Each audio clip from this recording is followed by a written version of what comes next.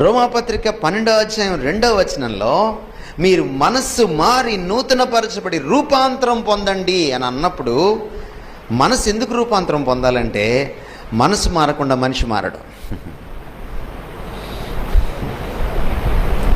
మనిషి చెడ్డాడంటే అంతకంటే ముందు ఏమి చెడు ఉంటుంది? మనసు చెడు ఉంటుంది.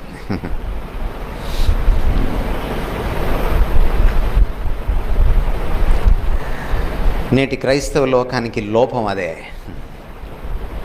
మీరు ప్రతిసారి రొట్టెలో చేయి వేసుకునేటప్పుడు మీ హృదయంలోకి తొంగి చూస్తారు, మీ పాపాలు కడిగేసుకుంటారు,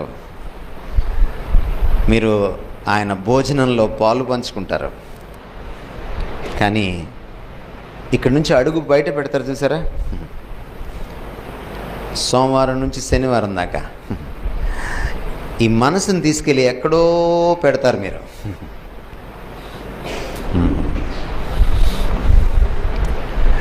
ఇక్కడ కూర్చున్న వాళ్ళందరినీ సీక్రెట్ సర్వే చేసామనుకోండి, మీరు టీవీ చూస్తున్నారా?